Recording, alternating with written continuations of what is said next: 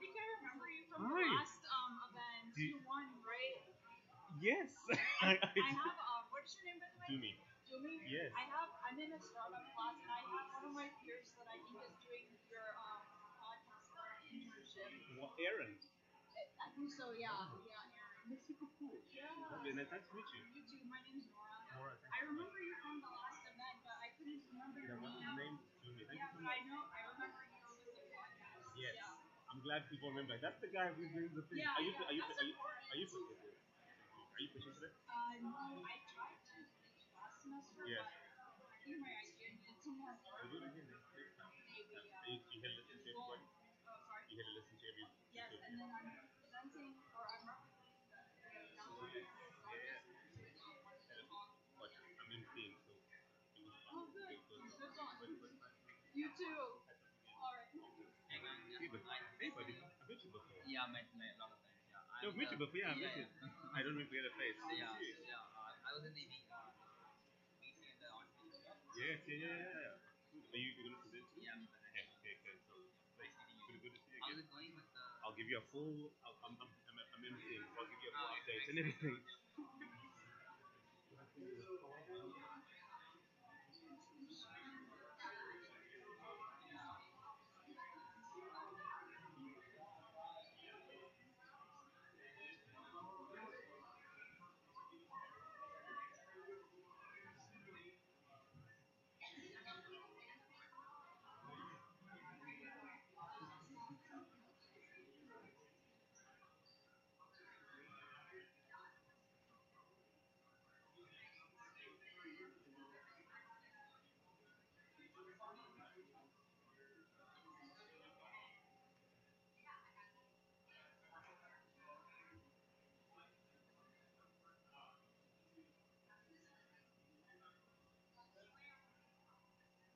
Jeff, you feeling good? Yeah, my part's pretty easy.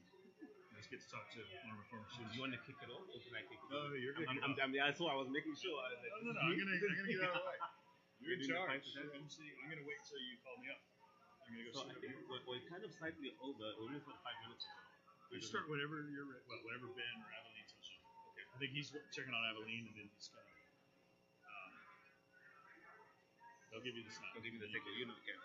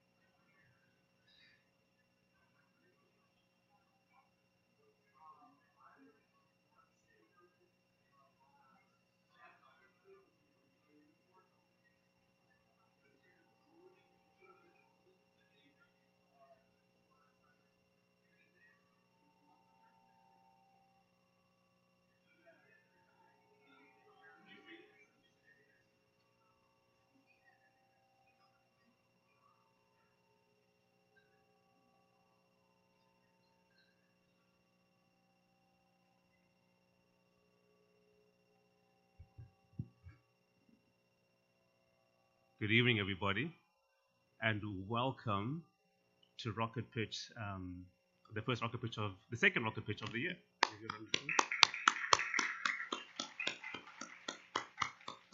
I'd like to give another round of applause, first and foremost, please, for the startups. They're about to perform today.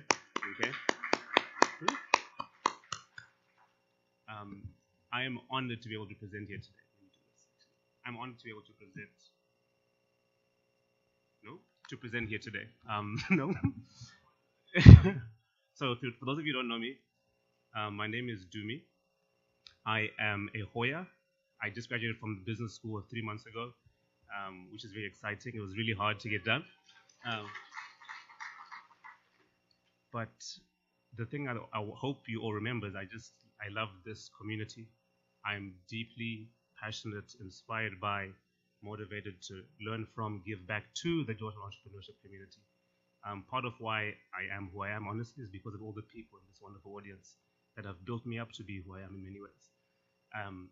And the thing I wanted to talk about today, and why you hear my story, is about moments. The beautiful thing about this moment is I believe it's one of the most important events in the Georgetown entrepreneurship ecosystem. I think it is the best event because it gives ideas that are at the most innocent state the chance to be heard by the world. And that's a beautiful thing. And what I hope to do is walk you through my story and why this particular competition has been incredibly meaningful for me. So 2 years ago, I came to Georgetown. I had this problem that I wanted to solve. I loved stories. I liked local stories. I'm Zimbabwean, and I liked telling stories about where I came from. I had a podcast. It was incredibly fulfilling, but really difficult to make.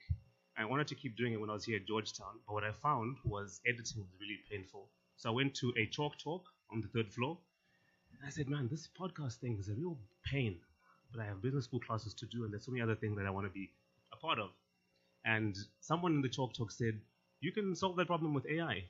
And bear in mind at this time, there's no ChatGPT. This is not a thing that is in the zeitgeist at this time. So I was like, that sounds kind of interesting. I don't even know what AI is, but maybe I'll just throw AI with my problem and then pitch it at Rocket Pitch and see what lands. So I called it Chanda. And the idea was, I came up here, my idea was just really a baby. And it said, the story was, I walked about the life cycle of a podcaster, how it's really difficult, how content is king, but editing and making the product is harder. And this is what the solution said. It said, Shanda removes friction of content creation by harnessing AI to automate workflows, empowering podcasters to outsource production tasks of their choice affordably. This is a terrible description. This is a terrible description that doesn't know what it's trying to say. But Rocket Pitch gave me the opportunity to try and figure it out on stage in front of everyone. And that idea was a baby. I did not win any money. I think at that stage, 40 people would come and pitch an idea and then go to the back of the queue. Now, of course, there are 10. It's a lot more streamlined. But here, at the time, it was just 40 of us having a go and trying things. I didn't win any money, but I learned something. People reached out to me, gave me feedback. Georgetown Ventures people said, hey, I kind of like your passion. Maybe we can help you refine this concept. So a few months later, I came back and I went to the talk again, and they said, have you heard of a value proposition canvas? I don't know what that is, to be honest. I came to business school to learn all of these things. And I was told, go and design the value proposition canvas. So I went away, designed this canvas, made this really busy slide about how my product will try and solve the problem for a person like Mackenzie, who's a podcaster. Once again, busy slide. What's going on there? There's just a lot happening. But you can see I was trying to refine my concept. And I didn't win any money, naturally. But with each iteration, and the more I kept getting feedback from chalk talks, etc., and through feedback from people at this event, I kept moving a step further. Then I came third time lucky. I came to this event, we pitched, we had a team, we won, and it was incredibly fulfilling. It was one of the best moments, quite frankly, in my entrepreneurial career. Being able to be up here, present my idea coherently on why, the problem, solution, the dream, the team, and how we are solving this particular problem. And I remember walking home that day in DuPont Circle, and I floated home. Really, there's this song by Nicki Minaj that called "Moment for Life." I wish that I could have this moment for life, and I'm floating home to DuPont with that song on repeat. And I just remember that day being like, wow, this event gives you so many opportunities to refine, grow, and have beautiful moments. But now, this idea is way beyond what it was back then. We won that money, and we put that money into the product. And now it's way past it, and I'm going to show you how it works. For my first step, I'm going to upload an audio recording of a conversation I had with some friends.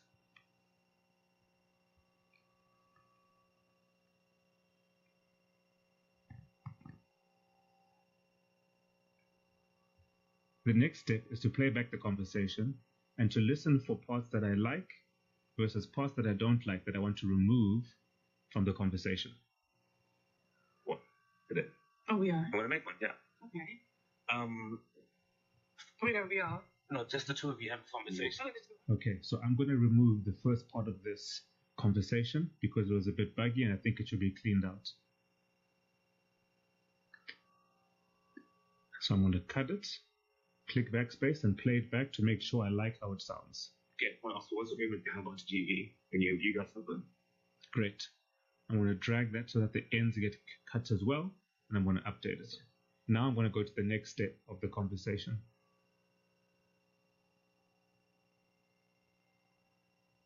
I am going to choose intro and outro music to give my podcast a fun and branded feel.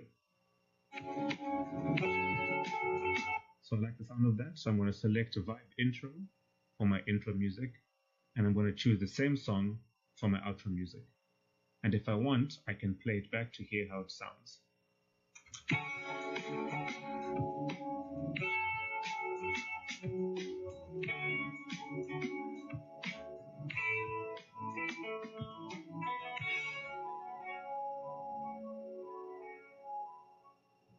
Great. I like how that sounds. Now I'm going to move on to the next step. For this step, I have auto-generated things like titles and descriptions so I can give the episode a title and shed light on more description around what was discussed in our conversation. I like the second title, which is titled Building Businesses and Social Connections. Then I'm going to upload an artwork with a thumbnail of my choice for my podcast.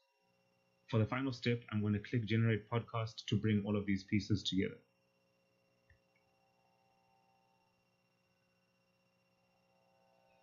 Amazing. Isn't that cool? The assembly is done. Is that cool? Now I'm going to press play to make sure everything sounds the way it should. So it's a long way of saying this community gave me moments. Moments to grow, moments to refine, moments to improve. And there's no losing in being part of the stage here. You can only keep coming back and refining your concepts. And since then, of course, before graduating, we won the MBA Startup Fellowship, we won Rocket Pitch, we built a team, we did Georgetown Ventures, we won money at Georgetown GIPC pitch competition, we won funding at Dark Tank, and all of these things, these moments, these opportunities gave us the opportunity to be where we are now. Now we're in our growth phase. We did a DC Tech Accelerator. We recently started a Techstars pre-accelerator program. We have paying customers. We're doing podcast workshops, but most importantly, we're helping people around the world tell stories. And that all started here. So for all of you startups, use this moment. And even if you don't win money, it's an opportunity to keep refining your idea and taking it to the next level. And I hope that my story helps you give you some motivation to do that. So I have two asks from everybody today. My ask number one is if you want to follow our story, please scan the QR code. You can follow our newsletter. What we're trying to do is help people tell more stories, share podcasts, we're giving away rewards and many different giveaways. And that'll help us follow our journey in helping bring more stories and tools so that people can do that with the world. But the second and most important ask is this. For everybody in the audience, I want you to just think of a way to help each startup. That's really the most important thing here. Part of the reason why we were able to be where we are is because there were people who were listening that we didn't know were in the audience that helped us. And now these moments from this community gave us momentum, and that's what really this whole thing is about. It's about creating moments, It's about community, and the combination of those two things help bring momentum. So I'm honored to be your MC today, and I'm excited to see how you as startups use your moment here today. So now I'm going to hand over to Jeff Reed, who will kind of kick proceedings off for us. Thank you.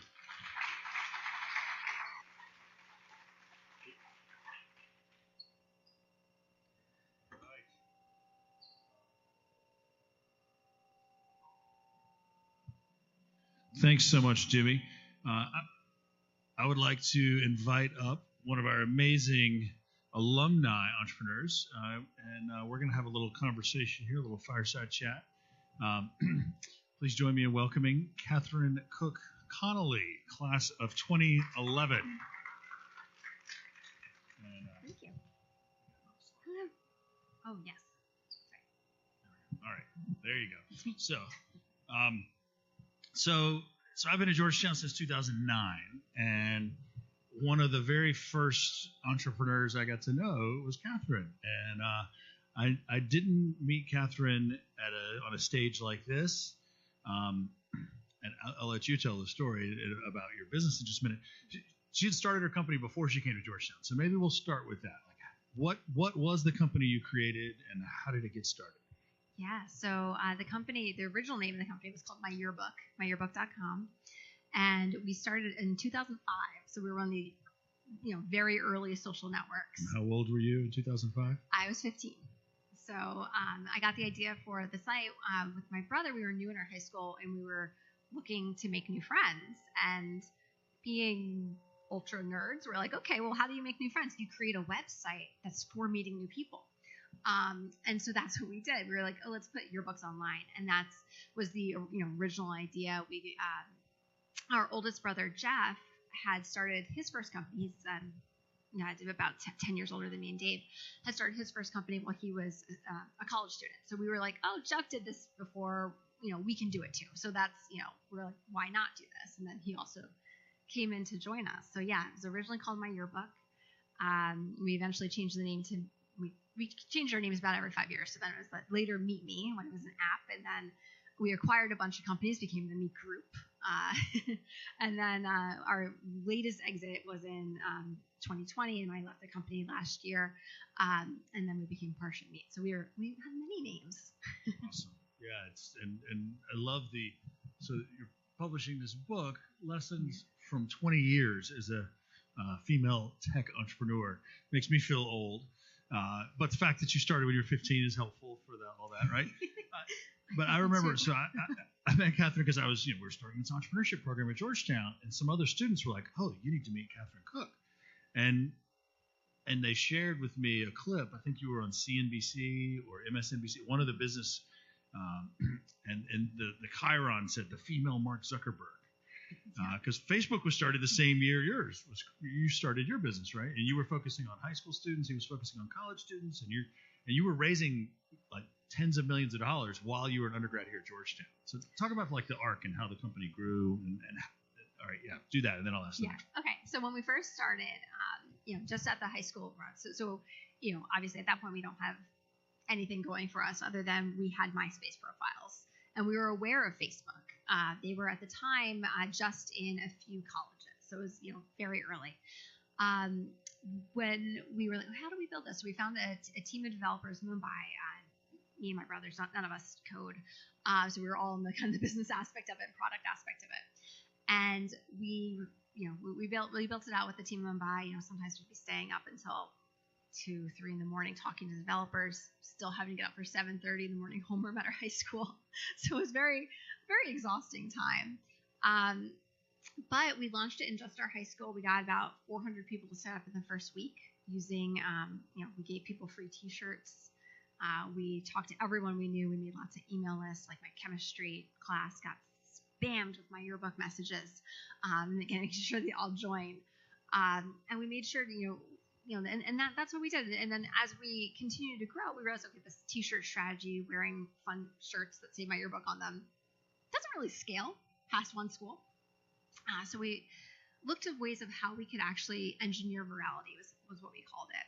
And we created we had a lot of user-generated content. 80,000 user-generated quizzes. And like at the time, this is like, what Friends character are you? But like BuzzFeed quizzes are now. And they were really, really viral. People would share their results. They put them on their MySpace profile. They put them on their Zanga profile. Oh, none of these exist now. But they'd, I actually guess MySpace still exists, but not quite the same. Anyway, they put it out there, and that's how people would find out about us. And so we were able to get 1 million members through engineering virality in that way in just the first year. And so going into Georgetown, I had already raised our Series A. So we raised our Series A in November 2006. I was accepted in Georgetown in December 2006. I remember I got a Christmas card from Georgetown saying like, I can't wait to have you and you're on campus, and congratulations on your company. So it was like, yay! I was very excited about that. And then went to school. And it continued to grow. We hired a bunch of developers. We hired we became totally in-house in New Hope, Pennsylvania, where we were based.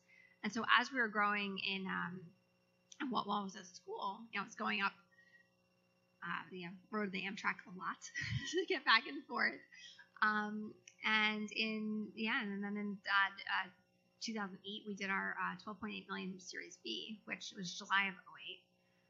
Which was lucky timing because in September of 2008 might not have been so possible to raise that because of Lehman Brothers and everything. Actually, Lehman Ventures was interested in our Series B, and we didn't know why they backed out like last minute. And we have no idea if it's related, but that was the thing there. For those students who don't know, right? So the financial crisis. So that's one of the things that can happen to entrepreneurs, right? Is you can do everything according to your plan, and then some crazy event that you have no control over can really change. You hit a complete roadblock. Even later in my career, we were looking at a very interesting strategic deal that would have been great, and things eventually worked out. But at the time, CFIUS, which was the I'm going to mess up what it's foreign investment in U.S. Government organization. The government's way of kind of saying some international businesses can't do what they want to do. Yes. And they made a decision on something in Grindr, which is a gay dating app in the space. And that decision, we're like, oh, our thing would never go through with this other company because of that precedent now. And it's just like overnight, a deal was like destroyed. and that happens all the time because there's always so much uncertainty. Because like you said, you could be doing everything right, and sometimes you're lucky, like raising a round of venture capital right before the market collapses. But sometimes you're unlucky when another deal that would have been great, collapses because of, again, a decision that really has nothing to do with like your company, but it's just kind of like the industry at large. So there's so many pieces to the story, right? It's a 20-year saga with one company, right? But as you mentioned, there were different names, different iterations. What are a few of the milestones along the way that kind of help us understand what happened from that original My Yearbook to what the company was like when you left just a year ago? Yeah, so some of the major milestones in 2010, we launched our mobile apps. So that's where things were in 2010, which is so long ago. And actually, because we were so early to the mobile market, we continue to have like a really good organic ranking and all that. So it was nice to be up there. Because before that, it was all basically people would do it on their computers, right? Yeah. Desktop or laptop, right? So we didn't have mobile apps much until around 2010. Like you said, you were one of the earlier businesses to start using the mobile phone, right? Just to set the context here. Yeah, right? Set the context. Right. Sorry. So mobile apps weren't a thing. What happened when we launched mobile apps, though, what we saw, so people on desktop used to be coming out to My Yearbook maybe 5-6 times a month, and they'd spend like maybe 30-45 minutes each session or so. Mobile apps happen, and it starts becoming like over 150 visits a month, and each visit is significantly shorter, but completely changed the company because now chat became so much more important. It wasn't like you're emailing someone, it was like you're texting someone. It's a completely different use case. And for a company that was about meeting new people, having everyone with a GPS device in their pocket was useful. So we saw that was where we had to go. And that's what very quickly mobile became the business. So 2010, we go to mobile, it was like 100% of our traffic had been web. within 2 years, it was majority mobile. And also so then in 2011, I was graduating Georgetown, and a few months after I graduated, we signed we sold the company. It was like a SPAC-like deal, though. So it was kind of an interesting thing. So we were bringing all of the revenue to the So there was to a the publicly merger. traded company that didn't have a great business, but Right. was publicly traded. They acquired your business. You took their public shell, and you guys ran the new entity.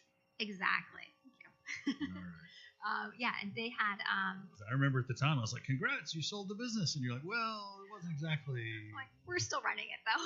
Yeah, because they had maybe like $6 million in revenue, which is like no business being public, and we had $30 million in revenue, which is also no business being public. But together, for some reason, we were public.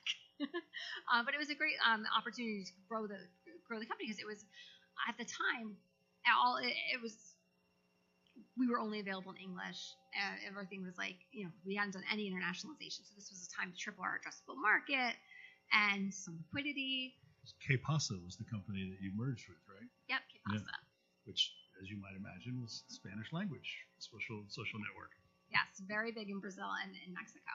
They had games that were similar to Farmville at the time, if anyone remembers Farmville. But when we did that, and then so as we were building that company, so then we're still My Yearbook and we're QuietSpace, and we got to this point where my brother and I were actually at an investor conference, and we didn't know which line to stand in at check-in. So we're like, what's our company's name? Should we stand in Q? Should we stand in M? So we decided at that point, let's just combine it and just name the whole thing Meet Me, because at the time, like, everyone was using us for meeting people. It wasn't about existing friends and family like the name was originally intended for when we first launched, but we pivoted from that like within the first 2 weeks of launch. So I remember there was a time when like Facebook was where you go to connect with your existing friends, and Meet Me was where you meet new friends, right? That was one of the ways you guys were positioning it. All right, I know you and I could catch up on this all night. We got to get to some pitches here soon. So let me ask, maybe share a couple of lessons learned and maybe some advice for aspiring entrepreneurs. Mm-hmm. So lots of lessons learned. One of the major ones is just ask for help. Advice is incredibly hard to come by. You might think it's not sometimes, but it is. And you need to be asking for help. You need to be putting yourself out there, asking people for advice. Because one thing that happens when you ask people for advice is, one, they help you, which is great. And when I was a student, actually, I would ask for help to get like midterms moved, which kind of now doesn't seem like as big of a deal, but it was like.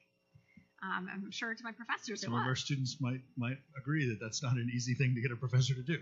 Yeah, but I had, Georgetown was immensely supportive, and part of it I think was because, I was vulnerable, I was asking for help, and I was trying to, say, like for the first one I had, I was like, I can take it a week early, I don't care, I'll take it a week early, but, and I didn't, he let me take it when I got back, but basically ask for help when you need it. Don't keep everything to yourself, because I think that is kind of an error a lot of people make. But then the other great thing about asking for advice is that people generally think you're smarter if you ask them for advice. So if you ask, many studies show this, so if you ask someone for advice, they're like, oh, they're asking me for advice. They must be really smart because they know I'm really smart. And even if you know that's what's happening in that interaction, it still comes up as a positive for you. So there's like no downside. And another great, kind of lesson I learned was, just always keep learning. So throughout our journey, we had, there are so many iterations of the company. And the only reason that we were able to survive for as long as we did, and so I did mention it, but like in 2020, we went back private in a $500 million deal. The only reason any of that was able to happen, though, was because we were able to continuously, see what the market was doing, create things that the market wanted. And that was just through constant learning, constant experimentation, expecting that some of the things that we launched would fail completely, and then cutting resources to it and moving on to the next thing. So there was a lot of failure along the way, and that's to be expected. I guess kind of the last major piece of advice is, so when my brother always says this is called, always puts the poet Roki, and there's this he says fight harmlessly, and basically what that means is there can be heavy competition, but you want to stay rational, you want to stay logical, you want to stay cool-headed, because any career is long enough and any industry is small enough that your relationships with people in the industry are going to flip-flop a bunch of times. Like some of the companies we acquired, at times we thought they were going to be acquiring us. And you can see these role reversals happen again and again. And the best way of kind of creating luck and creating opportunities for yourself is to have strong relationships within your greater ecosystem, within the greater industry, so that when you do need help or when there's a strategic thing that you can do with another company, you're on good terms, and you want to maintain those good terms. You want to maintain those good relationships because your actions leave a wake. All right, so I'm going to ask you a little bit about the book, right? Yeah. So Lessons of 20 Years as a Female Tech Entrepreneur. I was fortunate enough to get an advance copy, and I've looked through a little bit. I look forward to reading the whole thing, but some of the things that I saw, well, first of all, it's a life story, right? It's not just about a company. And you talk about authenticity and knowing your own North Star, and you specifically put female entrepreneur as part of the title. You got married along the way, you have children, right? So talk about maybe some of the things that someone might learn if they were to read the book. Yeah, so we don't have time for all of them, so maybe just pick a couple. Right. So some of the things are around like setting boundaries and how to make more efficient decisions, because I found that as my career has grown, and also as my family has grown, there's different things that now I have to think about. And so one of the stories I tell in the book, for instance, was my first day back from maternity leave. So it's 5 in the morning. I was actually up earlier with my son who had an ear infection, of course, and I had shingles. And I'm up at 5 in the morning with my daughter, who's a newborn, 4 months old. And I'm getting Slack messages from the team in Germany. And I was like, why is this person sending me messages? This is awful. And I respond very politely. And then later I realized, and I spoke that wasn't her breaking down a barrier. She had no idea what was going on. She probably assumed I was sleeping, because what would you be doing at 5 a.m.? Unless you have a newborn. And then, and it was one of those situations where it's no, this isn't, I'm the one that needs to uphold these boundaries. And there's a lot of lessons that I learned from just how we had to grow the company, for how, to hold boundaries in your own life so that you can have this, you can have the family life you want while still building the things and working towards your goals. And so that's, and hopefully not being as burnt out. So that's kind of what my book is about, different lessons for that, creating time, getting more time in your day, how we can create a better, create better, more accessible workplace. And you've got blog posts, Growing Up Startup, is that right? Yes, Growing Up Startup on Substack. That's great advice for especially young people who are thinking about being an entrepreneur, right? Any last pieces of advice for some of our students here who may be about to join this journey of being a founder? Yeah, well, just keep going for it, because I think that, starting anything is scary, but especially when you're, in an environment like this where you have so many resources that you can use, it's just so much. It's just a good experience to just try things, see what works. If it doesn't work, it's another data point to hopefully make your next thing work. And I think that's exactly what Jimmy was saying before. Everything's iterative, and you keep learning. And so, get up here, do your pitches, and then take the feedback and do the next one even better. And then that's how you keep growing. And I did want to also just plug, if you go to that link, so I'll let you know, my book comes out next month, probably mid-month. And the ebook's only gonna be 99 cents. I would love, in that first month, I would love to let you know when it comes out so that I can send it to you. And I'm also going to be doing free office hours. So if you want to chat with me further and about something you're working on or anything like that, please do go there.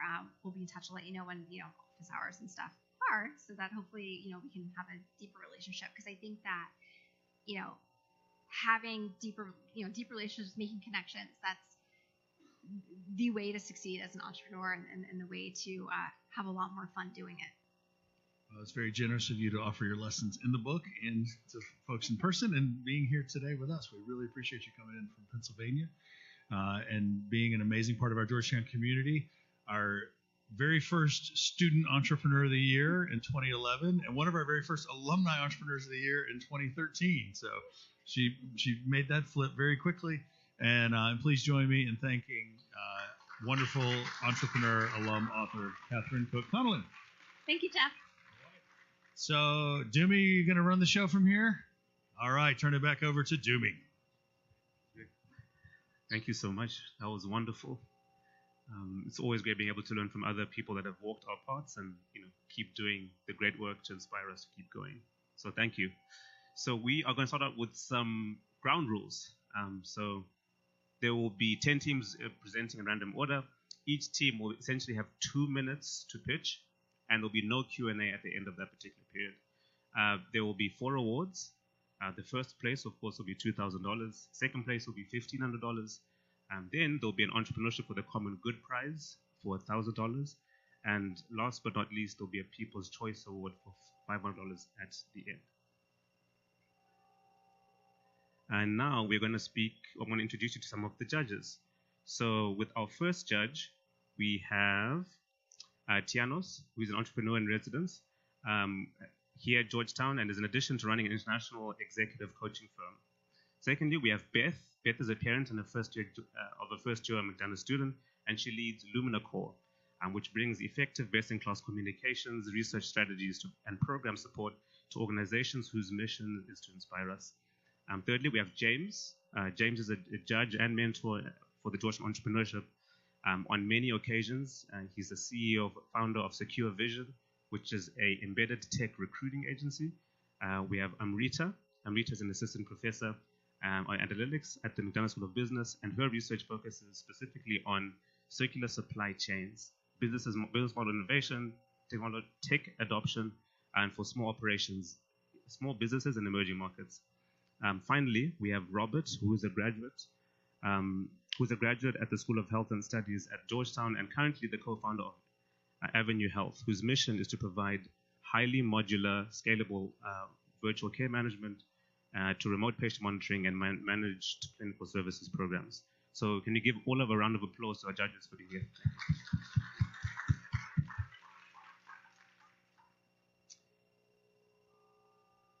The criteria will be as follows. Number 1, feasibility. Do we think this idea makes sense? And do we see a clear path towards revenue for some of these businesses? How likely do you think that these businesses will succeed?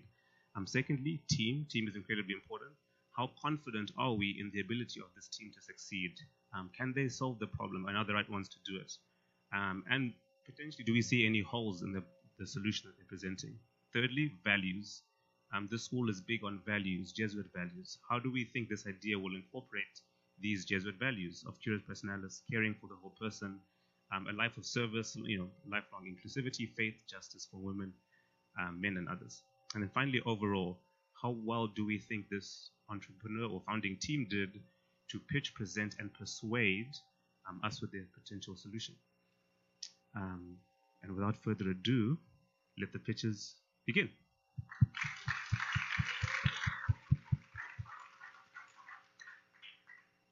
So first off, we have Hilda. Let's go.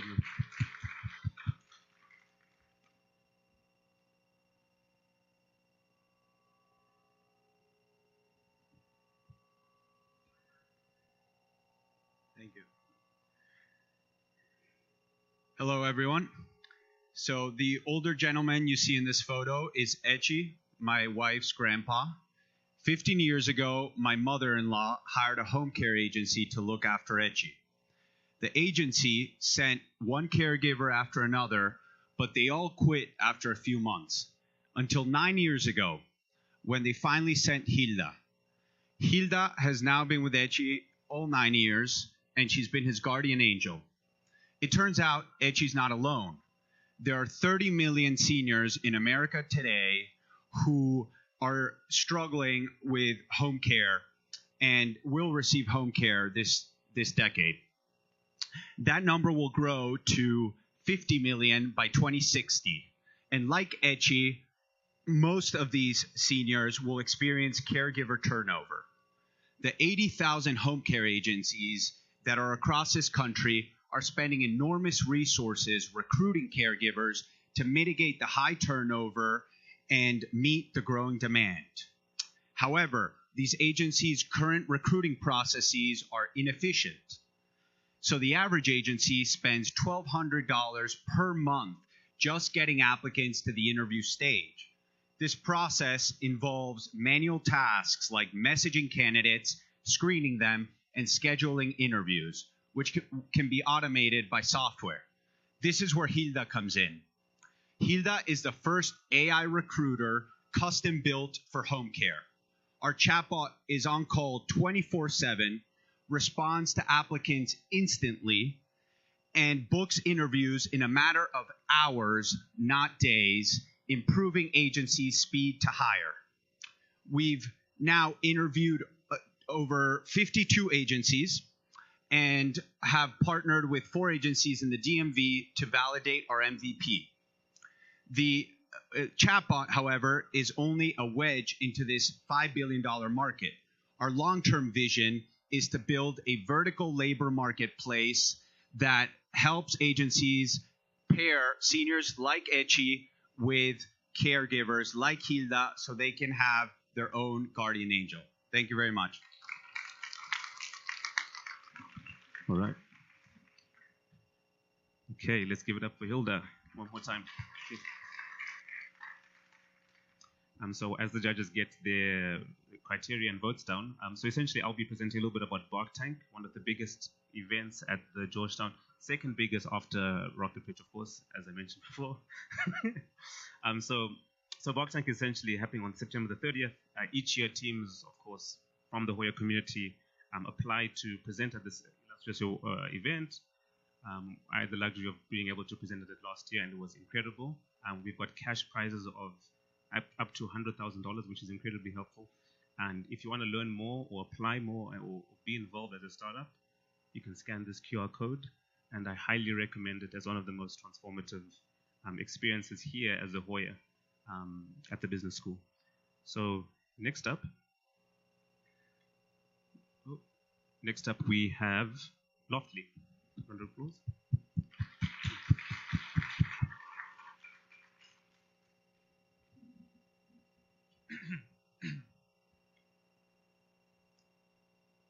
If you ask any college student who completed a summer internship this summer how they found summer housing, chances are they'd say something along the lines of, well, it was a bit of a struggle. Each year, 4.2 million college students complete an internship, with many facing significant challenges finding summer housing. Meanwhile, millions of students who have 12-month leases leave their properties vacant during the summer, paying rent on those unused spaces. After interviewing 50 summer interns, we discovered that 90% of them relied on informal networks like Facebook groups and their personal networks to find summer housing, oftentimes exposing themselves to scams and paying a premium for lower quality options. I personally faced this dilemma myself while looking for housing in New York City this summer. I spent countless months looking, and after getting almost scammed about 4 or 5 times, I decided to pay $2,000 above market value for a shared NYU dorm. At the same time, I had to sublet my own place here in DC to a friend of a friend of a friend, someone who I'd never met before and ultimately experienced multiple late payments. Platforms like Airbnb, Sublet.com, Spare Room, and Furnished Finder simply don't cater to college students. They massively overcomplicate this process and have professional landlords who drastically inflate prices. Loftly seamlessly solves this problem by connecting students who want short-term housing with those who are offering sublets. We ensure trust and security by verifying users through third-party services like Plaid and by only allowing .edu emails to sign up. Hosts can list their property in minutes and then communicate with potential subtenants and then send an auto-filled sublease contract with just one click. Subtenants can sign that contract, pay that deposit, and then Loftly holds the rent payments until they move in, ensuring that there's no risk of scamming. Our business model includes a 10% fee that's already baked into the monthly price that subtenants pay as a result of the security and the services we provide. Hosts don't get charged at all, but both parties benefit from additional payment security, identity verification, and contract management. at Lawfully, we are going to revolutionize the subleasing experience. Thank you. Good job. All right, lovely. So as the judges get ready, I'm going to speak about the GSI, which is the Georgetown Georgetown Startup International Program, which is essentially for people in the Hoya community that want to work at a startup internationally. And we've got programs in Mexico and different parts of the world. And essentially, you spend your semester or the summer interning at a startup that is in its growth stage. You experience really hands-on learning from the business, but then also from entrepreneur in residence, master classes from people within the Hoya community who are a bit more experienced, and have opportunity to have personal leadership and coaching. So if you want to be involved in this or know somebody that would be interested in this, please scan that QR code, and it could be a really good opportunity for growth in a different ecosystem than you're probably used to startup-wise. Next up, we have Mando Echo. A round of applause for them, please.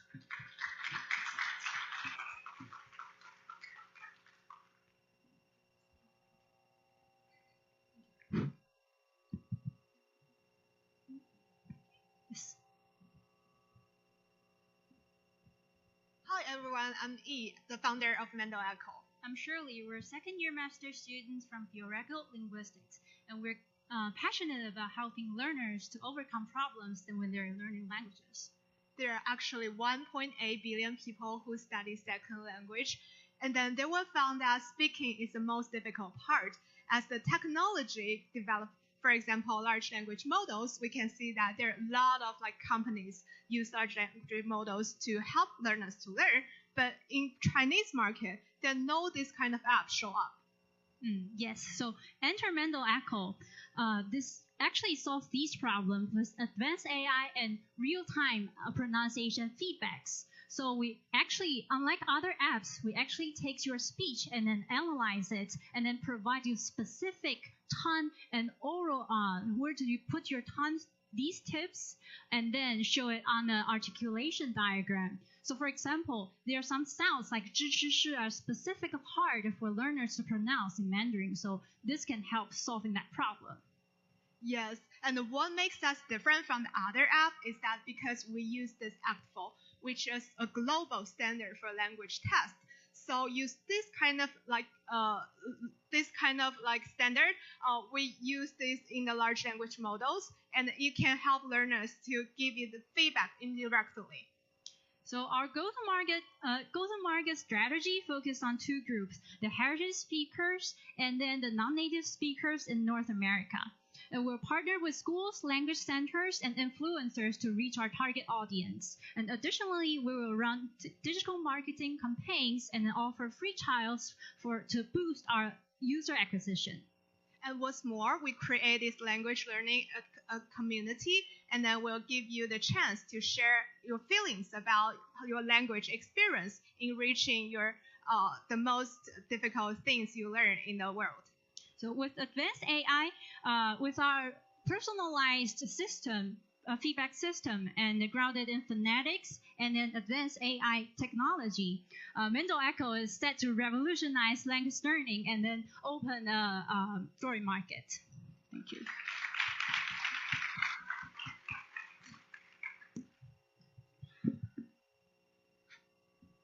So many interesting ideas. So I love entrepreneurship.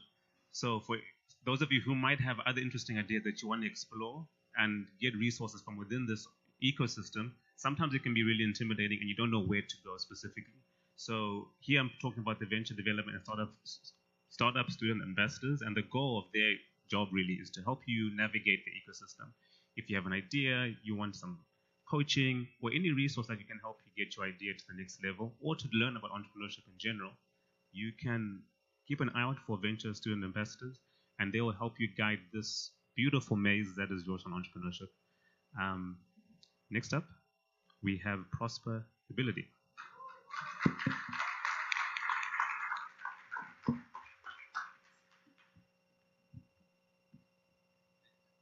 Hello, everyone. You hear me all right? My name is Jacopo Cardinali.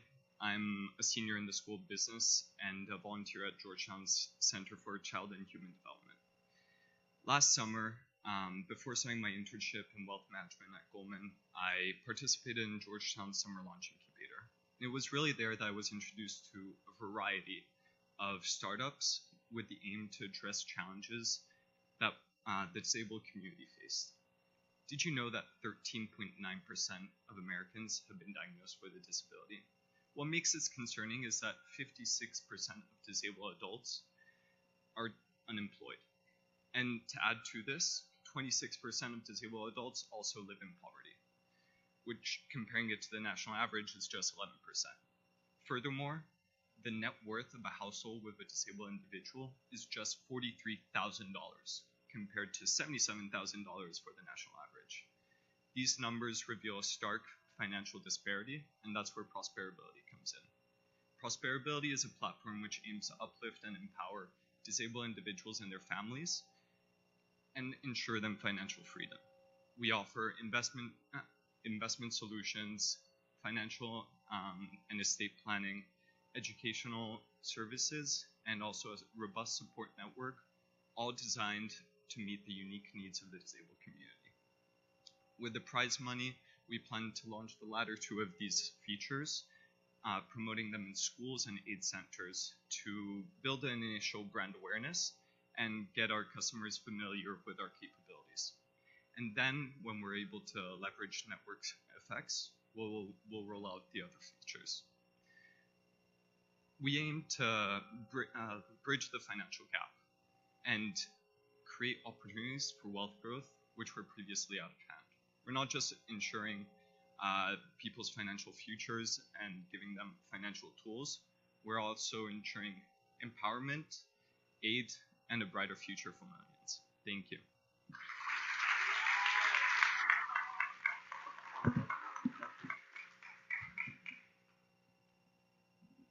Good job, well done. So for our next segment, we're doing a giveaway, which is super exciting. And I love books. I think books are so important. As Catherine was mentioning, often you have to keep learning as you go. And I've found that my learning has quadrupled since I started building a business, because you're always having to solve problems that you haven't seen in real time all the time. And today, Georgetown University Press has been so generous to do a giveaway for us. So I wanted to do this giveaway to a gentleman who might be in the audience here. His name is, should I do a drum roll? Let's do a drum roll. Okay. Let's do a drum roll. Luke Hale. Luke Hale? Luchale? No? Okay, I'll try the next person. Okay, drum roll again. Let's do it again. Louis Lopez.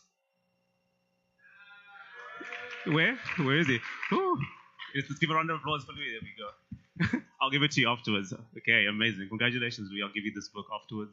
And it helps you think bigger about entrepreneurship and all things business. So, for our next pitch, we have Sibyl. Round of applause for Sibyl, everybody. Thank you. Yeah, Louis, I'll take that book if you're not interested. Sounds great. Hi, all. I'm Bree, and I'm the founder of Sibyl Bio, and a biotechnology master's student at Georgetown University.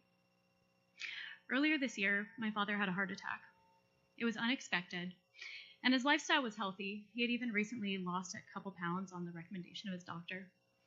The culprit, as we found out, was high lipoprotein A levels, a type of protein that goes undetected, seeing some nods, in regular cholesterol labs, and is linked to the LPA gene.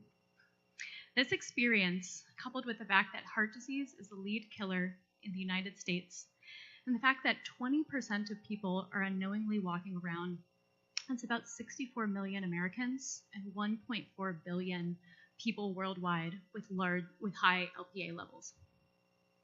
So the interesting thing about this, as I looked more and more, was that LPA is not well known by the general population, and it's seldom tested for by your primary care doctor in regular labs. Current diagnostics for LPA are error-prone due to the various isoforms of LPA and interference from other lipoproteins. Sibyl Bio, my company, is currently developing a two-stage diagnostic solution. Here's how it works. First, we look to see if a patient has the gene, using a cheek swab to check the genetic link. And then C, from a qualitative level, do people test for high lipoprotein A levels? The concept of testing this genetic link first is very novel for the market. And through Georgetown's biotechnology department, I'm partnering with professors and entrepreneurial advisors to improve the design and cost effectiveness of current LPA test kits. I anticipate the cost would be about $65 per kit at 100,000 units and retail for about $130 on the low end, with revenue streams from D2C and B2B diagnostic sales, licensing, and partnerships with pharmaceutical companies. I'm asking you to fund Sibyl Bio to help us as the winner of this year's pitch competition for initial development and commercialization of this technology. Thank you.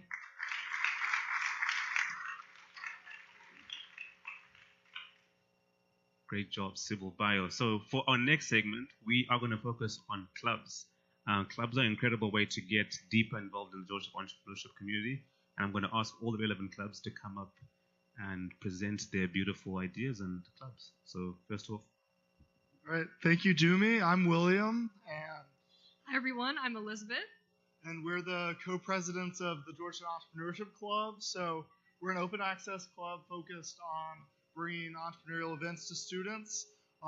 So all of our events are open access. Our first event our next event, we had an ideathon, so you might see some t-shirts from a couple of pitches today.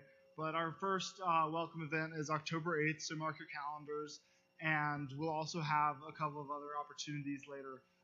Elizabeth runs our Founder Fridays, which are a great opportunity to continue working on your events. Yeah, for those of you who don't know about the Entrepreneurship Club, it's a fantastic opportunity to meet other students who are working on their companies or are interested in starting their companies. Founder Fridays are targeted as workshops and a place for you to work on your startup in your busy student schedule, and just to meet other EIRs, other students, and have a great time building something awesome. Thank you, guys.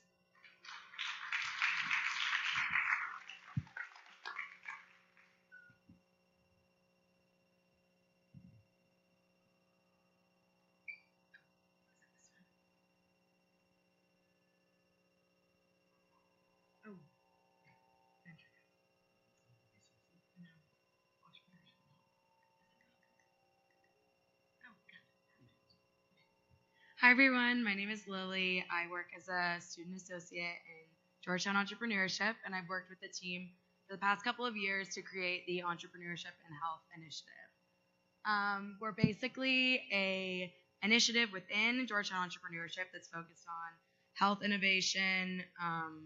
We have I put up some past events, but we've had lots of panel events where we have guest speakers. We have lots of biotech founders that will come talk about whatever they're doing, but we have things related to nutrition, biotech, and anything you can think of that's related to basically innovation and health. So if you're interested, we have some upcoming events. We have a social every semester. Our first one is in 2 weeks on October 9th, so would love to see some of you guys there, and you can scan here to register for that. We'll have food, and you can meet other people interested in innovation and health. And we'll have some EIRs that have a lot of experience in health entrepreneurship. We also have a conversation with Rick Torin, who's the creator of the EpiPen, which is really cool, you guys. And he has over 50 years in healthcare entrepreneurship experience. So that's definitely something that everyone should be at. So again, you can scan the QR code to learn more. But thank you.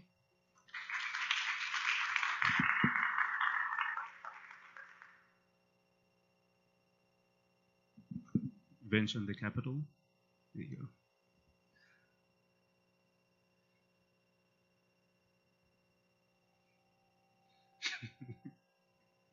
Appreciate it. Thank you.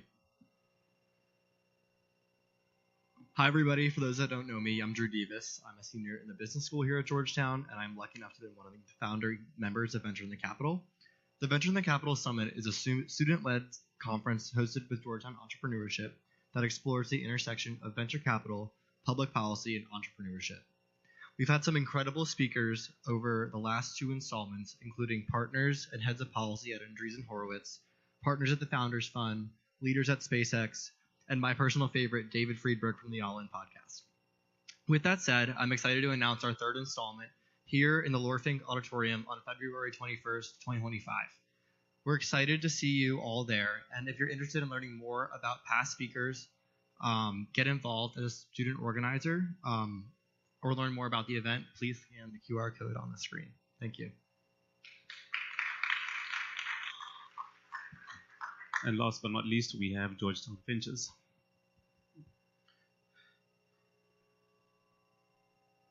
Thank you, Dumi. Hi, everyone. My name is Andrew Bulgarino. Let me flip the slide. Thank you. And I'm a senior in the MSB and the current head of Georgetown Ventures. So we are a student-run startup accelerator, and every semester we work with an awesome cohort of talented entrepreneurs like the ones presenting here today. Dumi, which is included in that, as he mentioned, we worked with him twice. But yeah, this is a couple of stats about what we've done in our brief history. We work with all sorts of entrepreneurs, many of whom are Georgetown alum, local DMV founders, current MBA students, and even some undergrads or former undergrads. So we like to, our mission is to provide an outlet for Georgetown undergraduates to work with real businesses, go beyond outside the classroom, and gain valuable startup experience. And the second part of our mission is to arm founders with that team of talented undergraduates and help them build out and achieve their dreams. So I want to invite you all to our fall demo day, where you can hear from our awesome cohort this semester. You can scan that QR code to register. That's going to take place in December in this auditorium. And we're very excited for our cohort this semester. Thank you, guys.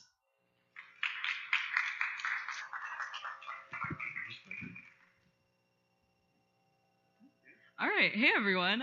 My name is Shamita. I'm a junior here at the School of Foreign Service, and I'm here with Ecopreneurship at Georgetown, which is the, I guess, lesser-known club that's also on the sheet, but here we are. This club is for any student who's interested in environment and startups or entrepreneurship. So we're going to be offering mentorship opportunities, some roundtable discussions, some events, some really, really cool opportunities here. So I don't think, there's our slide. So if you would like to scan the QR code, we will have a list for any students who are interested. If you know anybody who might be interested in something like this, please also scan the QR code.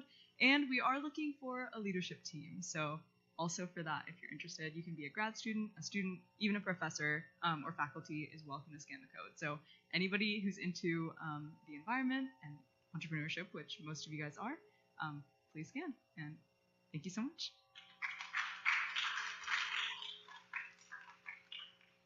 So now we will be doing another giveaway. Drum roll, please. Okay. Is there Brendan McDearman? Brendan McDearman? Okay, there you go. You get a hat of the Georgetown Entrepreneurship. I'll give it to you now. Congratulations. You're welcome. You're welcome. Yeah, we love some free swag. My wife is sick of me because I have like 20 Georgetown Entrepreneurship t-shirts, and she sleeps with them, and I also sleep with them at night as well. So, for the next pitch, we are going back to regular programming, and we have cover. Round of applause for them, please.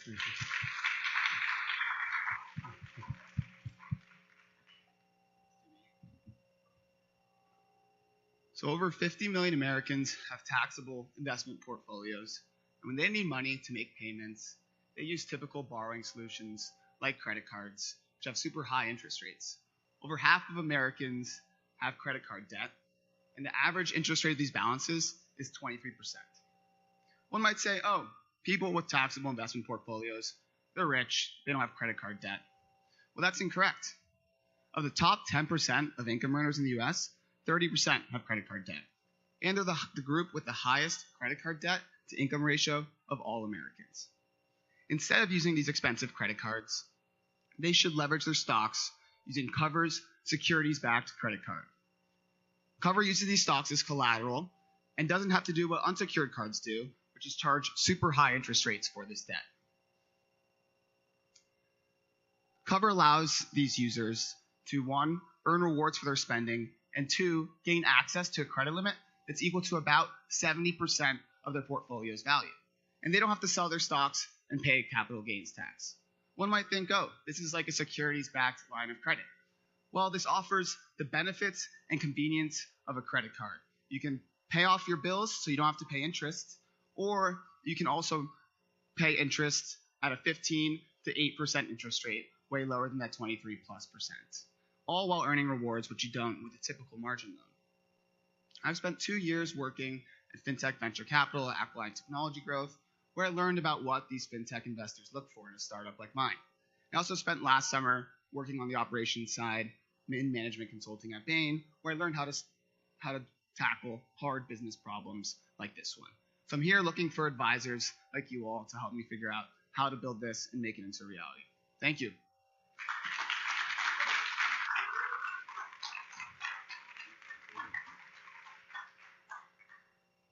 Great job, cover. So as our judges get ready and put their assessments together, so mentorship. We mentioned before, mentorship is a really big deal that we have in abundance here at Georgetown. And there are two main platforms for that. There's Entrepreneur in Residence, which you can really scan the QR code to actually book time with people that have actually built stuff and want to give back to you. And I took full advantage of this, and I still want to do more. So you can scan the QR code for mentorship. And then secondly, Chalk Talks. Chalk Talks are amazing. I look at them as like a nursery for ideas when they're in seedling form. And it's a safe space to speak about your ideas in a safe space until they grow up. And that's what I used a ton when I first got here.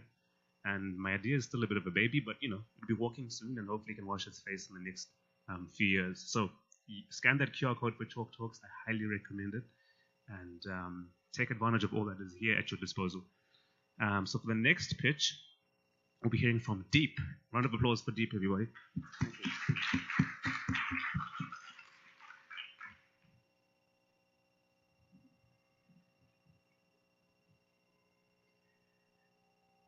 When my best friend told me that he and his wife were getting a divorce, I was shocked.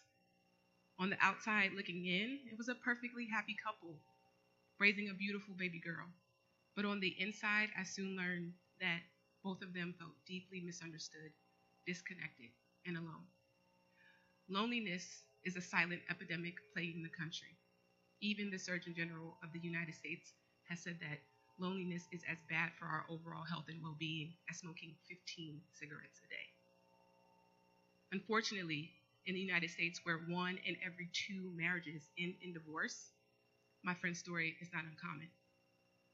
Hello, fellow Hoyas. My name is Jay Hawkins, and I am the founder of Deep, a voice-first AI relationship coaching application that is helping couples in crisis rebuild connection through personalized feedback and skill-building exercises. The market size for this is way bigger than you may think. So there's a $100 billion therapy industry, as well as a $31 billion couples counseling industry, and it's growing. But despite the size of the market, once every 2 weeks for therapy simply is not cutting it for couples who are in crisis and on the verge of divorce. Deep is revolutionizing the traditional therapy model by offering customers a highly trained, on-demand generative AI coach to support them in their everyday relationship struggles. So it's an app on your personal device that you'll have available 24/7 for a fraction of the price of traditional therapy. And you might be wondering, why me? Well, because I spent the last decade of my life in career at the intersection of business and mental health, and I've listened to hundreds of couples tell me their story, and I understand their problems deeply. I'm also backed by a growing team of expert technical advisors who are helping me to build an MVP that can feel more like a wise friend in your pocket rather than a therapist. But most importantly, I'm a Hoya, and I care about people, and I'm on a mission for a world where people feel deeply connected and they can build deeper relationships with those they love. Thank you so much.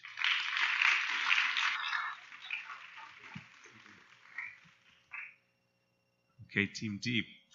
So for this segment, I want to speak about information, where people need to go to be updated about what is happening in the ecosystem every single week. So there are 2 resources. The first is the newsletter, and the second is the website. I, to this day, check that every week. There are always new resources, new things, new opportunities that are flying around on that newsletter. And I want to post something in there next week if I can. It's a really helpful resource to just broadcast what you're working on, etc. So highly recommend scanning that. That was my thing that I would check every week when I was at business school. And secondly, the website. It's a phenomenal place to be able to see all the offerings that are here at Georgetown Entrepreneurship. So take full advantage of it whilst you can. For our next startup, we are hearing from OK. Round of applause for them, please, everybody. Thank you.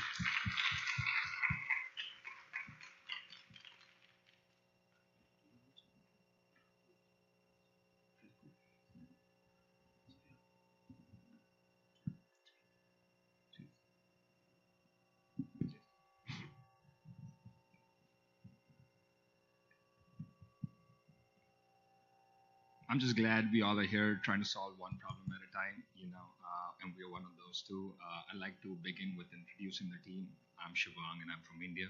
I'm Matanki, I'm from Sri Lanka. And I'm Funny, I'm from India as well. So what you can see is we all international students, and when we came into America, when we moved here, we had a lot of challenges we faced. One of them was we didn't have a credit history over here, or we didn't even have access to, short-term credit. And whereas in India or in our countries, in Sri Lanka, we had access to credit, and we also had a good credit history, which did not transfer to America. And there's about 1.5 million people like us immigrating to America every year. That's a huge market. And just imagine if we can help just 20% of the people out of that population, that's a big impact. And how we plan to help this population is simply by obtaining the credit score from their home country and then translating and standardizing it to a score that can be used by partner banks in the US so that they can issue credit cards using that integrated score. Alternatively, we'll also opt that credit score into an OK credit card, which you can immediately start using from the get-go by integrating that credit score. And how we're going to make money? So this overall industry is about 17 billion across the world, and in US alone it's about 4 billion. We make money in two different ways. One, because we're partnering with these banks across the US, so we can charge a direct fees when they were reaching out to us for translating their customers' home country's credit score to the one that can be used in US or any other country they're immigrating to. And two is through the credit card transaction fees. So there's some flat fees involved in there. So yeah, that's how we're going to make money. So all in all, so when you're moving to a new country, you don't have to start everything from the scratch, especially when it comes to in the financial sector. Thank you very much. Thank you.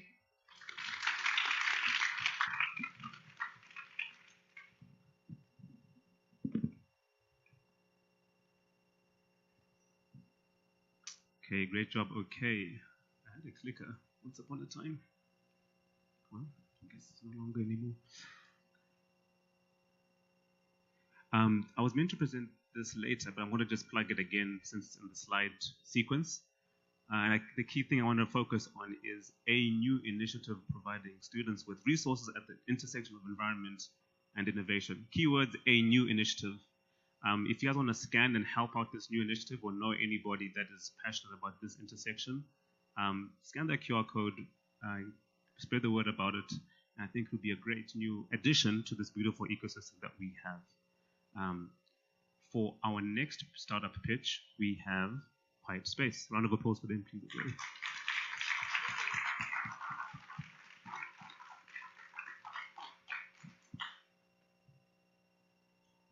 Can everyone hear me?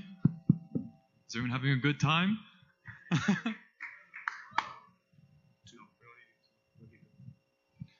So, when I was a kid, I grew up in France. I had the best therapist. She cooked me tiramisu. She was my best friend. And most importantly, she understood who I was as a person. And when I was 13, I moved by myself to England. And I just couldn't find someone who either spoke my language, nor, more importantly, who understood me. I mean, it's hearing stories like this that made us want to start QuietSpace. Imagine sitting across from your therapist and they don't quite understand you. Not because you're not skilled, but just because they don't understand your background, your culture, or your past experiences. At QuietSpace, we aim to solve that problem.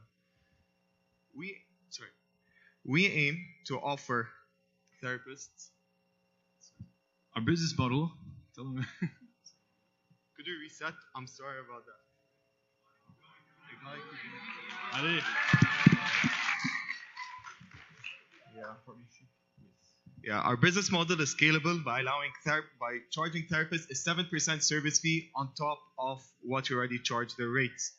We also So we want to give everyone the chance to truly understand their therapists. And we understand it's scalable. We can form partnerships with different students all across campuses. We already formed a partnership with You Choose Movement, which is a national mental health organization. And we've already have 110 therapists that are waiting to be gone into our website. We've had 3 pilot runs, all worked perfectly. We are pre-revenue. We didn't take costs within that, but we know it works, and we're just trying to get things going. This is just the start, but we believe there's still so much more to this. Because, I mean, genuinely, we look back, what's the main idea when you think about therapy? You need someone that understands you. And that's what we want. I mean, look at QuietSpace. It's about caring for the whole person. It's about building a true and honest relationship with someone so that they can really feel understood and they feel that they can grow as a person. And that's essentially what we want to offer. And we think we are the team for that. Yes, we're not all therapists, we get it. But we have experience in entrepreneurship and we think we can make it work.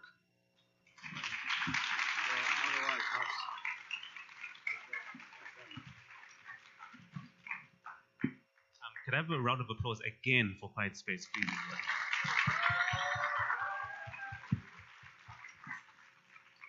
That's what it's about. That's what it's all about. Jumping in, supporting your teammates, and you come back and pitch again. You keep getting better and you keep getting better. And congratulations for being courageous enough to go out and do the job. Well done. Really good.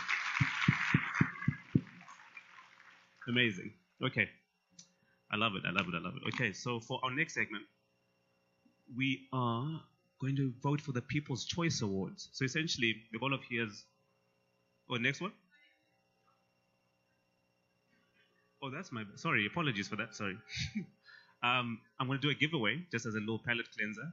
And I'm going to ask for one more time a drum roll, please, if you may. Is there Brianna? Brianna Bush? Brianna? Hey, Brianna! Congratulations. So you can round of applause for Brianna. You win a book called Beyond Eureka, and I'll give that to you afterwards. Okay, amazing. Congratulations, Brianna. And then, last but not least, we have Swift Care for your final pitch. Round of applause for Swift Care.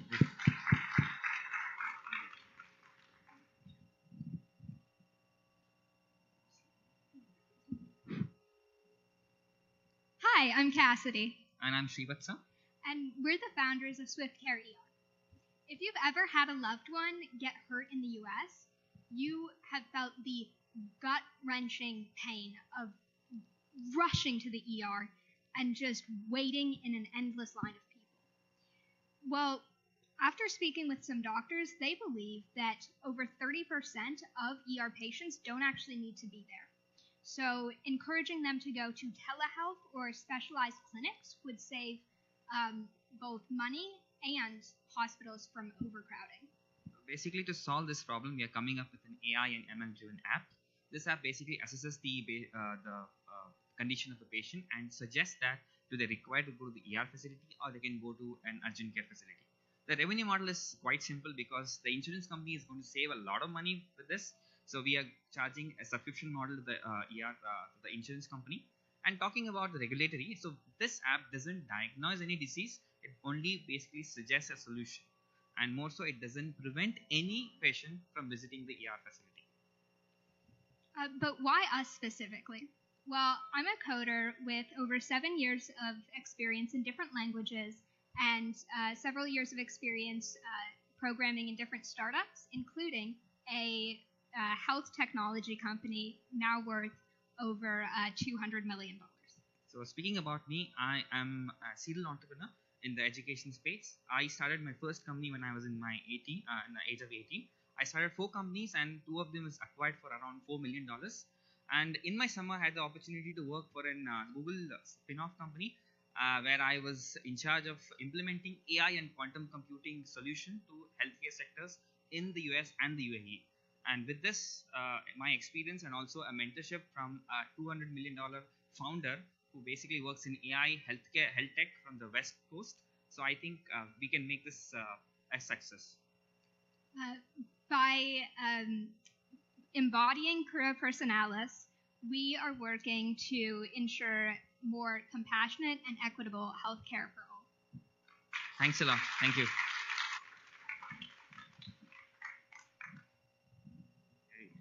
Can we give a round of applause one more time for all the wonderful startups that presented today? And now, one of my favorite parts, the judges, of course, will continue with their own judging. And now the audience decides who their favorite of these startups was. So essentially, what we're going to do is vote for the People's Choice Awards. And we are going to text a number, not the name, a number of our favorite startup to the number above. And these aren't in alphabetical order. The goal of this is to essentially choose the person that resonated more, the team that resonated most with you. And the winner, of course, will win the People's Choice Award. So I'll give everybody about 5 to 10, maybe 10 seconds or so to get their votes in. And we'll circle back at the end. Cool. Does anyone need more time, or we good? More time? Cool. Get time.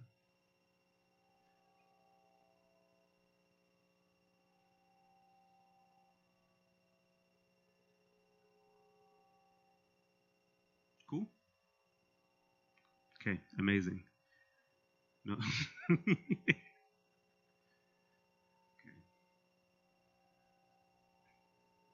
Okay, I'll let you guys round off. But as we round off, next we will have the Georgetown Entrepreneurship and Venture Capital Club from the MBA community. They'll come and present their club to us. Round of applause for them, please, everybody.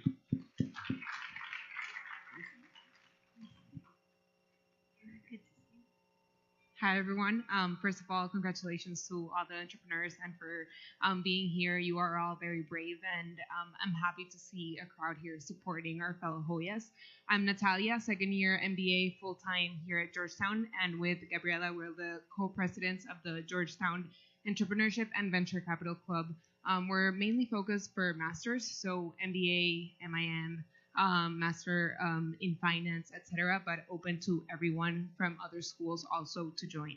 Our goal is to essentially be a platform for students to learn, connect, and grow. So giving them the tools that they need to either start their business, go into a career in venture capital, and connect with the fellow Hoya community. If you are interested in learning more about our club or our upcoming events, you can scan this QR code. This fall, we will have many events.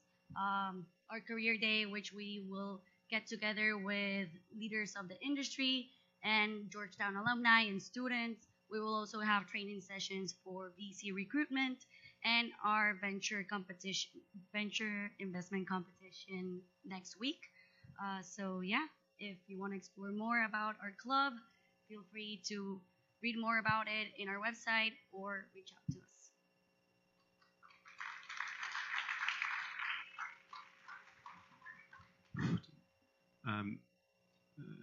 Next, we will have a group from the Hilltop Microfinance. I don't know why the slides aren't showing, but you can present with the information that you have in your heart. If that's okay. Yeah. All right. Hi, everyone. Congratulations to everyone who pitched today. It was so cool to hear all of your ideas. My name is Divya. I'm CEO of the Hilltop Microfinance Initiative. So we are entirely Georgetown undergrad student run and the largest student run microfinance organization in the country. So our mission is to stimulate economic growth in the DC area and promote financial independence. So we do this through our two main services. The first is small business loans. So we disperse small business loans to entrepreneurs who are excluded from the commercial lending system. So our loans range from $1,000 to $10,000, and you can find our application and more information on our website, which is, if you just search up Hilltop Microfinance Initiative, it'll be the first one that comes up. But yeah, in addition to that, we also provide financial literacy coaching services. So we basically have seven modules on various topics. So one, for example, is credit and credit scores and why that's important and what factors go into that. So we partner with organizations in the DC area and basically provide coaching services on these topics. So whether you know someone who's an entrepreneur and might be interested in a small business loan, or someone who might be interested in the financial coaching end, yeah, I would really appreciate it if you took a look at our website and it has all the resources you need from there. Thank you.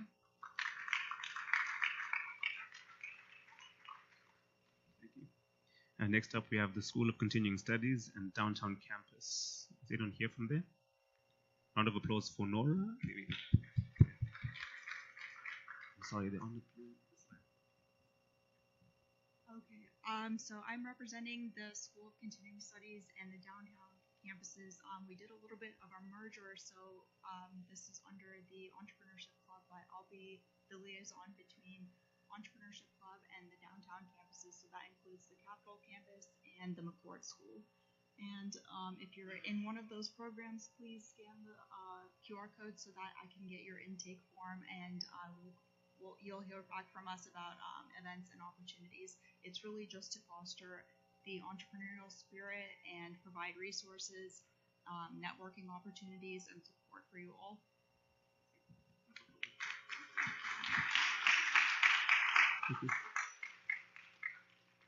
And I know the Hilltop Microfinance didn't have the opportunity to show their slides, so if you want to take a photo of that and get a review of their offering, you can take that now in a second.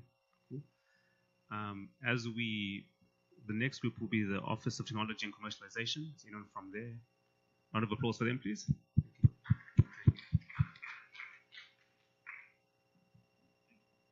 I didn't bring a QR code because I'm a million years old, so I apologize for that. I'm a little different than the last few presenters because I am a student, but I'm not part of a student organization. I'm part of the actual Office of Technology Commercialization, the Tech Transfer Office. I run the Georgetown Tech Ventures program. I started there as an intern about 6 months ago because of prior experience running a program in the Marine Corps with unmanned technology. They decided that I was a good fit, much to their own chagrin. They haven't realized it yet. I'm just faking it till I make it. So what do we do? What is it that we provide to the university? So we take IP that's generated or synthesized in some cases here at the university, and my job is to help start companies around that IP. So primarily I work with faculty and staff.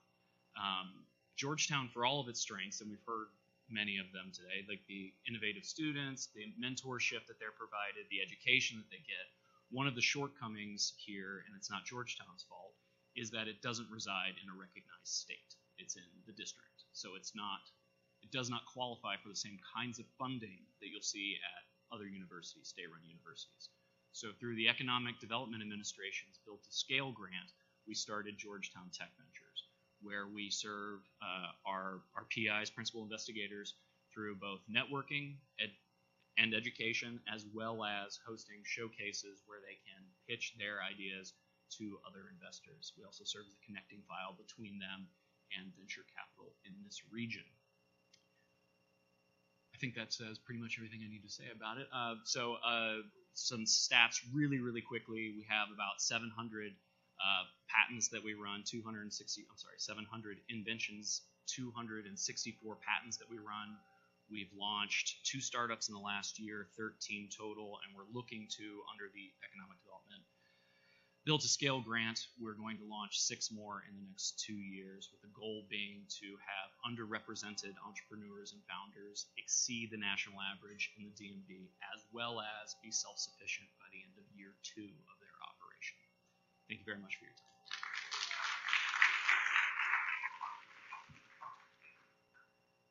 Oh, no, not yet. Before she gets up, so all this stuff is a lot. Like all this programming, there's certain people who are at the helm of this whole organization who make it what it is. I want to just ask for a round of applause first and foremost for Jeff, Ben, Evelyn, and Jacob, please.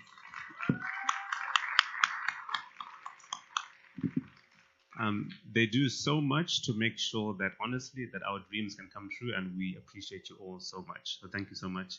And I'm going to hand over to Evelyn to share a little bit more. Thank you. Thank you so much. So again, I appreciate Dumi mentioning our team and what we've done to put everything together. But I also want to give another round of applause just to our students that have pitched today and our student orgs. Let's put our hands together. Everyone coming on stage and giving that energy and giving that strength and that courage. It's really appreciated, and we wouldn't be here without you and without putting all this together. So Lastly, we previously had a slide. We had mentioned our newsletter. We also have our website, but there's a lot of other ways to stay connected with us. And every single person on this team, you're welcome to connect and to reach out to. And whether you're a student, whether you're alumni, or just in the community and the ecosystem, we want to stay connected with you, and we want to give you those opportunities moving forward. So now what you're all ready and excited for, we'll be announcing the winners soon. I'm bringing our checks out shortly as well. In the meantime, I could invite Jeff up here to tell one of his amazing jokes. He's so good at his jokes.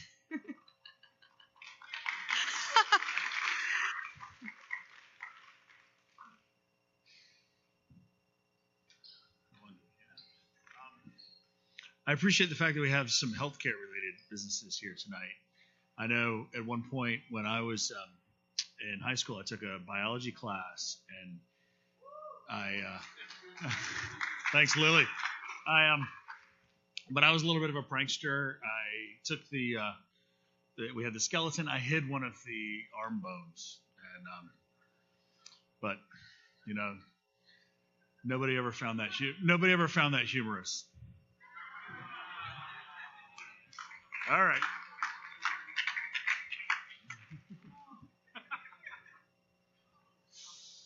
Thanks to Mike Malloy. So what's black and white and black and white and black and white? A penguin rolling down the hill. All right. Hey, you asked for it, all right? I've never heard that one before either in Monday meetings. Never heard it. Well, thank you so much. I'm not as good at the jokes, so yes. Now what you've all really been waiting for, our winners. We're going to be starting out with our People's Choice. Drum roll, People's Choice. We have Cover Financial. Please come to the stage, Cover Financial. Come here and take a check. Let me take a photo of her. Can I shake your hand? Yeah. What do you do with it?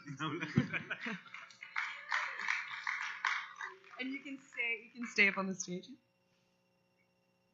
We'll have you stay up on stage, and you can head over that way as well.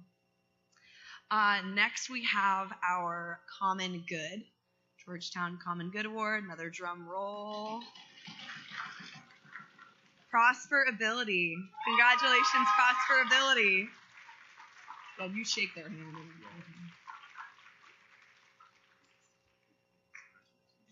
Great job. You can go ahead and get a photo as well. It's a moment. We're letting the anticipation build. So next, we're going to have our runner-up. Drum roll. We have QuietSpace. Congratulations, QuietSpace.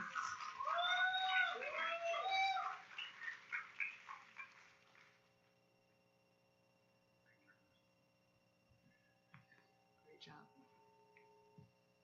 Yeah, you can go ahead and get that photo too.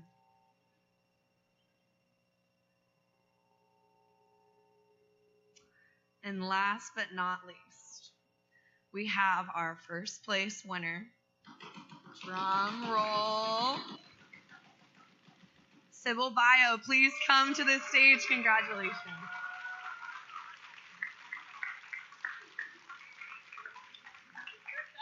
Congratulations. Thank you so much. You know, just a moment, no? Right there? Yes. Right there. We'll get the... Yeah. Just you first. Well done. Congratulations. And then we'll have everyone. You can jump in.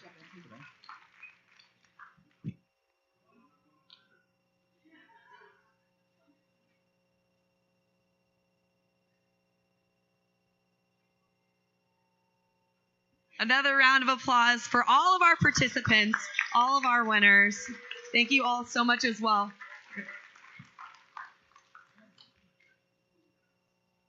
Okay.